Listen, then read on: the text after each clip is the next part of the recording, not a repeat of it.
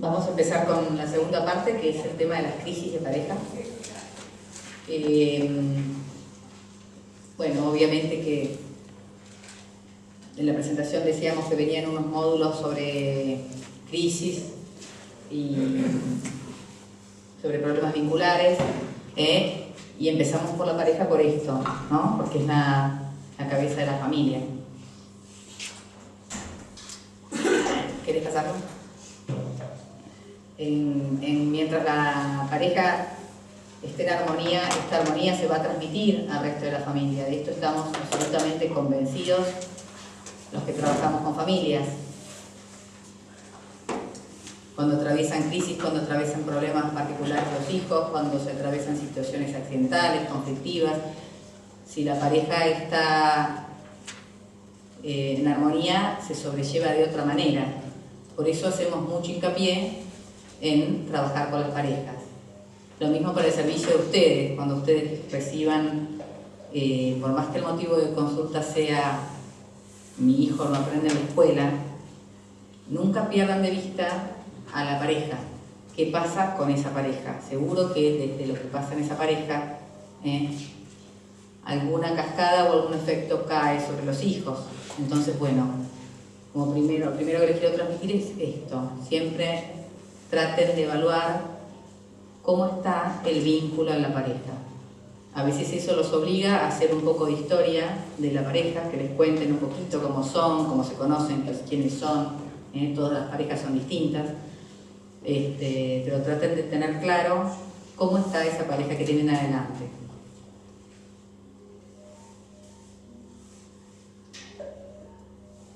Vamos a trabajar el tema de las crisis también con la mirada de oportunidad. Tenemos a alguien urgido. Ahí está. Dale.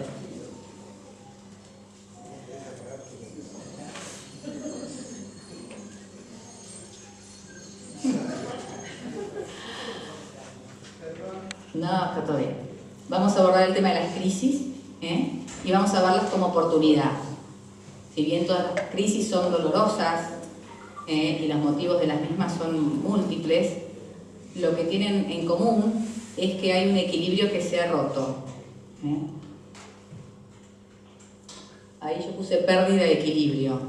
Hay una dinámica familiar o una dinámica en una relación que venía funcionando bien y que en algún momento deja de ser útil. Hay algo que produce que esa manera de funcionar ya queda obsoleta. Y esto se manifiesta en el síntoma de la crisis. ¿Qué va a exigir? Una reacomodación, un nuevo orden, un nuevo paradigma. En las parejas yo digo un nuevo contrato. Nosotros antes nos movíamos así, con estas normas, estas pautas que son tácitas, y el cambio de uno o el cambio de otro, o la crisis o el motivo que sea que produce la crisis, hace que nos tengamos que sentar a recontratar. Bueno, ahora las cosas cambiaron, yo necesito esto otro. Yo antes trabajaba y ahora tengo un hijo, necesito quedarme en casa. Entonces hay que reacomodar. Implica revisar, implica reacomodar y asumir un cambio. Oportunidad de ¿qué? De dejar de lado ese malestar que estamos empezando a sentir porque esta dinámica ya no está funcionando, y ir por algo nuevo, superador. ¿Podés pasar a la mía? Yo hice un listado de distintos motivos de crisis de pareja. Después vamos a ver las crisis evolutivas en las que todos nos vamos a ir encontrando. No hay nada muy sorprendente. Y en las distintas crisis evolutivas probablemente vean algunos de los efectos o algunos de los motivos de crisis que también están enunciados acá. Asincronía de los tiempos de maduración de los cónyuges. Etapas evolutivas individuales, cada uno, hablábamos del yo, del tú y del nosotros. Los tiempos de la maduración hay que tenerlos en cuenta en relación a los tres. A los tiempos de maduración de la pareja, y a los tiempos de la maduración del individuo y de cada uno de esos individuos. Cuando uno madura antes que el otro, Uno responde a ciertas pautas distintas que al otro, a ciertos valores, a ciertas inquietudes distintas que al otro. Entonces eso puede traer crisis en las parejas. Crisis que serán transitorias, porque 2 años más tarde el otro va a estar en la misma etapa, porque no hay mucha diferencia, pero bueno, eso es bastante optimista, porque sabemos que si tenemos un poquito de paciencia nos vamos a volver a acomodar, pero probablemente a más de uno puedan recordar esto en la propia historia de su matrimonio. Otro motivo es, otra cosa que se ve mucho es la negación del propio proceso, presente o pasado, no reconocer las propias heridas y sus consecuencias, que son inhibiciones, que pueden ser inhibiciones, rasgos de carácter, rigideces en los modos de defensa. ¿Qué pasa? Cuando negamos lo que nos está pasando a nosotros, por ejemplo, que estoy entrando en crisis porque el tiempo está pasando y ya no me reconozco tan joven o tan vital como era antes, y esto en vez de poderlo asumir como algo propio, lo niego, no asumo mi herida o no asumo el paso del tiempo en ese caso. Eso es una cosa presente, pero cuando hay pasadas es esto de no querer revisar. Hay mucha gente que no quiere conectarse con lo que ha pasado, entonces niega los rasgos de carácter o las divisiones o las rigideces que ya forman parte de él. Y yo soy de la idea que todo se puede cambiar. Así que esto de aferrarse a yo soy así, es un rasgo de carácter, no es moneda que corra para nadie. Así que, pero bueno, muchas veces encontramos a gente que se aferra a este tipo de respuestas. La proyección hacia el cónyuge de las propias frustraciones o dolores. De la mano de la negación viene la proyección. No es por mí, es por vos que está pasando este problema. Proyección hacia el cónyuge de las propias frustraciones o dolores, depositando en él todo lo malo, haciéndolo responsable del dolor o de la sensación de vacío. También hay conflictos de roles, en la distribución de los roles. Ocupar un cónyuge el rol del hijo o hija en vez del cónyuge. Competencias en los roles en relación al poder, al trabajo, al dinero. Conflicto entre el hijo adolescente y el padre del mismo sexo.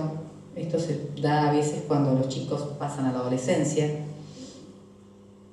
Y eso muestra que el propio padre no tiene resuelta su propia adolescencia, y ahí volvemos al punto 2, negación del propio proceso. Hay algo en la propia historia adolescente que no está bien resuelta, ¿no? Y entonces se engancha con la adolescencia del hijo. No es tan raro, esto nos pasa a todos. Y alianzas o coaliciones entre miembros de la familia. ¿Podés pasar, por favor? Áreas silenciosas. Alianzas o coaliciones, por ahí se ven mucho en las casas también, ¿no? Los que están del lado de mamá, los que están del lado de papá. Áreas silenciosas, temas de los que no se puede hablar. Catastrófico, les aviso. Los silencios causan consecuencias enormes.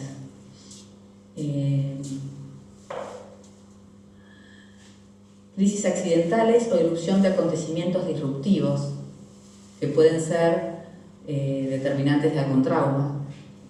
Que determinen un trauma depende de la capacidad psíquica de cada individuo de procesar situaciones, o de procesar esa situación en particular. Por eso dice posibles traumas, que pueden ir desde algo más liviano como la pérdida del trabajo hasta la muerte de un ser querido, ¿no? Por eso pérdidas del trabajo, accidentes, enfermedades inesperadas, robos, secuestros, pérdida de un hijo. Situaciones accidentales que nadie elige, que a todos nos pasan y que no siempre tenemos la capacidad psicológica para atravesarlas. Se pueden constituir en traumáticas y producir una crisis en la pareja e incluso en la familia. Y por último puse las crisis evolutivas, que es lo que vamos a trabajar más ahora. ¿Quieres pasar?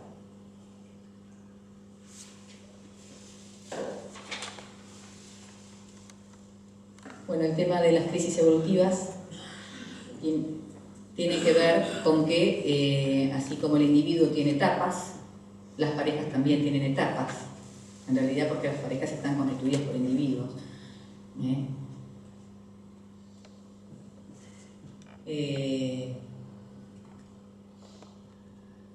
Cada crisis va a implicar cuestionarse absolutamente todo. Quiero seguir con vos, no quiero seguir con vos, hacia dónde vamos, quién soy, qué quiero, quiénes somos, qué objetivos nos proponemos hoy, qué cosas caen en nuestra pareja, qué cosas van a perdurar en nuestra pareja.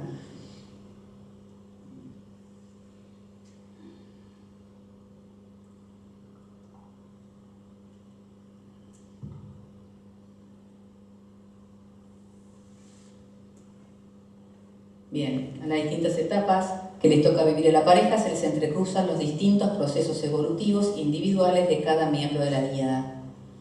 Entonces yo me permití ahora hacer 2 cuadros de lo que es lo que son las etapas evolutivas de los individuos, de las personas, y otro que es el de las etapas evolutivas de las parejas, que están íntimamente relacionadas unas con otras, y después vamos a intentar entrecruzarlas. Esto es de Erich Fromm, está claro, es sencillo. Él divide las etapas del individuo en la infancia, la adolescencia, la adultez y la vejez. Y cito algunas características. En la infancia, los niños confunden la realidad con la fantasía. En el niño primeramente prima el mundo de la fantasía y después, de a poco, se va a ir conectando con la realidad, renunciando a la fantasía o dejando la fantasía en su mundo interior para poderse adaptar a la realidad. Y bueno, se mueve, la motivación del niño es la respuesta a lo que siente, y la característica del niño es el movimiento y la vitalidad. Pasada la adolescencia, es una etapa de autoafirmación de la personalidad, del yo, de quién soy, y la erupción del impulso sexual. ¿Por qué tomo estos? Porque infancia y adolescencia con estas características, más que por infancia y adolescencia, miren las características, en el adulto también permanecen algunas de estas características. Después las vamos a ver cuando vayamos viendo los ejemplos. El adulto joven está caracterizado es una persona con mucha fuerza, con mucha vitalidad, se abre paso a la vida, tiene un gran idealismo que lo asocia con la infancia, con esto de la fantasía y la realidad que se le confunden. Su falta de experiencia y su estar atado a la fantasía es uno de los motivos de la crisis de esta etapa de la vida, porque chocan con la realidad. La realidad se impone y hace que el idealismo termine cayendo. El adulto responsable, bueno, cuando el adulto joven pasa su crisis, el paso de una etapa a la otra se da a través de una crisis, donde la manera antigua de vivir la vida y de enfrentar la vida ya no nos sirve más. Entonces pasamos al siguiente, pero al siguiente pasamos con dolor, porque estábamos cómodos en esa etapa que estábamos antes. Cuando ya estamos empezando a manejar de taquito, ya sentimos que no nos sirve más. El adulto joven, luego de chocarse con la realidad y darse cuenta que tanto esfuerzo y tanta idealismo no se terminan de concretar, se transforma en un adulto responsable que se entrega a las responsabilidades a full. Es una etapa de construir, de cimentar, de luchar. Tiene mucha fuerza porque tiene toda la vitalidad de la juventud todavía. Es una persona con carácter, con firmeza, se lo ve seguro. La crisis de esta etapa se suele dar por el exceso de trabajo, el exceso de obligaciones, la omnipotencia y el pensar que van a poder con todo. Y a este exceso, en algún momento las fuerzas del individuo dejan de poder responder y se empieza a sentir cansado, empieza a sentir vacío, siente que todo, por más que haya alcanzado un montón de objetivos, siente que no... Y esto era... qué chasco, esto no me da ninguna satisfacción. Empieza a sentir hastío, se empieza a sentir vacío, la rutina lo aplasta, y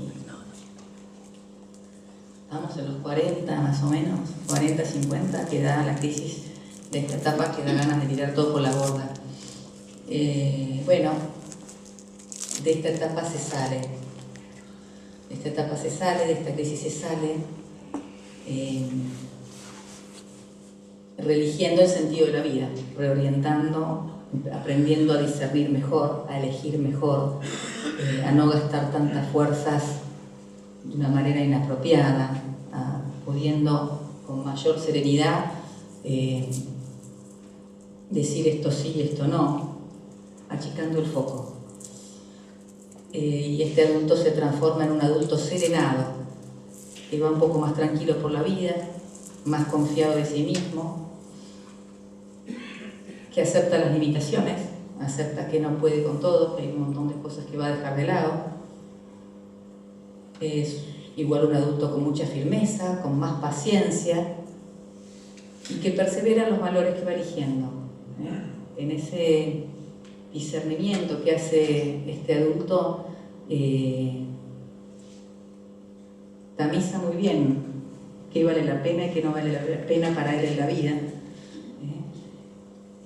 Elige algunos valores por los que decide seguir viviendo, y en eso persevera.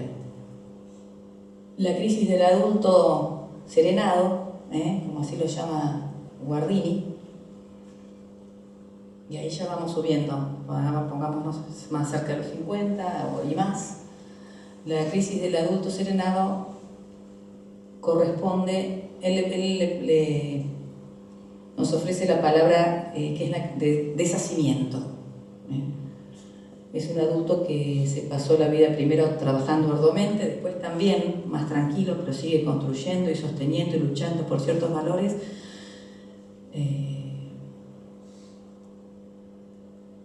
Ahora después vamos a juntar con las familias, ¿no? Entre ellos los hijos, la casa, y hay que empezar a soltar. Entonces entra en una crisis porque trabajé para todo esto y ahora esto se me va de las manos. Si no lo suelto, se me va de las manos. Y bueno, produce crisis porque es bastante angustiante. Es como empezar a quedarse más solo, empezar a achicar, empezar a soltar, reconocer que las cosas son efímeras, que los hijos no son nuestros. En esa etapa se da la crisis del nido vacío. Por ahí la casa queda grande. Bueno, y es una persona que empieza a remitirse más a su interioridad, ¿no? A encontrar que lo valioso está, que le queda a él mismo, los afectos, los amores. Y si es un poco sabio, si logra caminar hacia la meta final de la vejez con sabiduría, empieza a hacer un mayor camino espiritual y de interioridad, para poder aceptar el paso del tiempo. Todas las crisis tienen que ver con el paso del tiempo. Bueno, ahora vamos a entrar un poquito más en detalle en esto de las etapas evolutivas del individuo cuando lo vayamos entrecruzando por las de la pareja. Esto es más sencillo, no hay mucho que explicar, ahora lo vamos a ir explicando con algunas situaciones concretas. Me parecía divertido ver que empiezan solos y terminan solos, ¿no?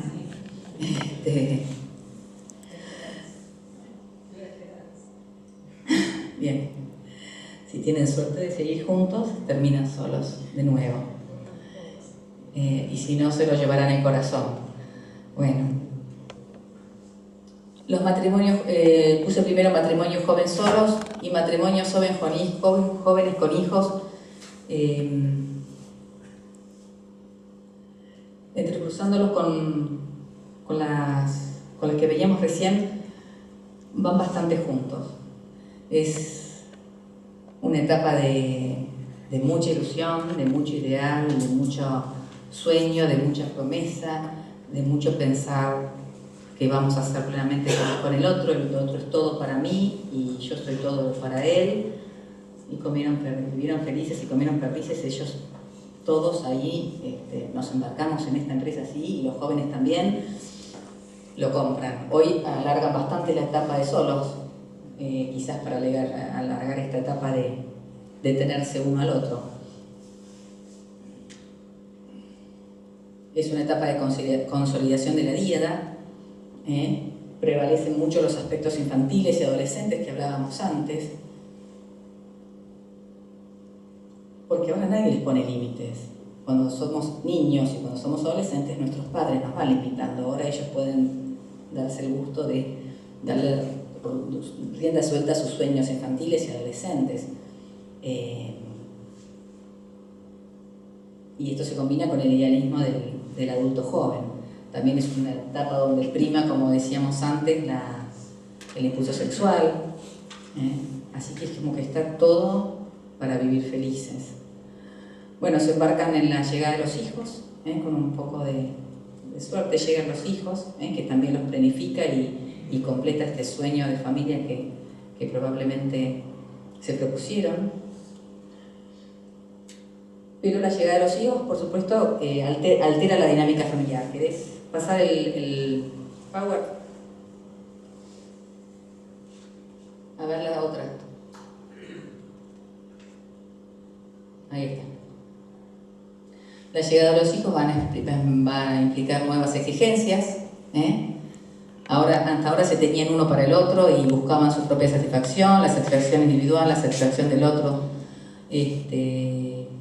Ahora es como que se suman tareas. Tenemos que ser parejas y atender al cónyuge y estar bien con él. Tenemos que ser padre y madre. Tenemos que fomentar y construir el vínculo con cada uno de los hijos. Tenemos que distribuir las tareas familiares. Tenemos que ocuparnos del funcionamiento económico y responder a las exigencias que nos hemos propuesto en nuestro proyecto familiar. Tenemos que mantener relación con las familias extensas. Tenemos que tener tiempo y espacio para la diversión y distracción, para la mía, para la de él, para la pareja, para la de los chicos, para la familia. Ya se vuelve un poco intenso el tema de las exigencias. Inevitablemente esto produce crisis, ¿no? Y crisis no es catástrofe, es reacomodación. Bien. ¿Podés volver al de atrás un minutito? ¿Lo habían pasado antes? Ahí está. Yo me permití anotar estas 3 áreas para tener en cuenta cuando evaluamos y analizamos el tema de las parejas. Las 2 primeras son muy de psicología. Todo individuo tiene una vertiente tierna y una vertiente sensual. Cuando están solos, estas 2 se unifican. Toda mi ternura y toda mi sensualidad va a mi cónyuge. Cuando nacen los hijos, transitoriamente al menos, nos dividimos, ¿no? Entonces, la madre vuelca la vertiente tierna a los niños y a veces se queda en vertiente tierna y la vertiente sensual desaparece. Y el hombre acepta esto porque parece lógico, un tiempito parece lógico. El hombre del varón se siente desplazado, pero lo acepta, no es muy lógico reclamar. Bueno, suele producir una disociación entre la vertiente tierna y la vertiente sensual cuando llegan los hijos. Lo que sería sano es que fuera transitorio y que esto no se instaure en la pareja. Muchas veces esto se instaura definitivamente en la pareja. Muchas veces no nos animamos a hablar de esto porque parece egoísta, no sé por qué, no nos animamos a hablar de esto y esto se extiende a lo largo del tiempo. Y esto de empresa familiar me lo traía un paciente el otro día y está en una crisis de pareja y yo lo venía pensando. Él me decía, es muy difícil el matrimonio porque hay que volcar en la misma persona la vertiente tierna, la vertiente sensual y el funcionamiento de la familia como empresa. Y me acordaba de otra amiga que me decía, la familia es una empresa y yo ni en pedo abandono mi empresa, por más que mi jefe o mi socio no me guste, no le voy a regalar la empresa. Entonces se me juntaron esas 2 cosas y lo agregué, porque es verdad, muchos de los conflictos tienen que ver con cómo organizamos la la cotidianidad y el funcionamiento interno de la familia. Entonces, en esta disociación que se produce en los cónyuges, muchas veces uno queda al lado de cierto manejo empresarial, otro del otro, uno con la parte económica. Esto es lo que se suele ver en la etapa del adulto responsable. Se dividen las tareas, la madre se queda en función de la casa, por ahora es un ejemplo, hay miles de modelos distintos, el varón sale a trabajar, cada uno en su rol, y les cuesta, quizás la empresa familiar funciona, pero hay una etapa que siempre hay una pata que se termina descuidando. Entonces, un poco analizar las parejas es tratar de ver que estas tres patas estén suficientemente equilibradas. Porque lo cierto es que es sano que estén integradas en los dos, en la mujer y en el varón. Ahora, cuando la mujer no la necesita la sensualidad, por ejemplo, pero que la necesitó antes, porque así la conquistó a la pareja y así le gustó. Y sí, el varón probablemente aparezca las infidelidades. Dije el varón y después me callé, las mujeres también son infieles. Esto se va a buscar a otro lado. Las mujeres también necesitan ser vistas de una manera, como mujeres, ¿no? Bueno, a mí se me mezcla esto mucho, hace mucho intersección con el adulto responsable, con esa etapa de la vida donde nos dedicamos a full a que esta familia funcione, quizás los chicos en etapa escolar, hay una dinámica bastante rígida que funciona, y la pareja perdió el norte de la vocación que hablábamos en el tiempito anterior, ¿no? De que nos casamos juntos para vivir la vida de dos, y esto es un caos. Y si hay algo que no hay acá es dos.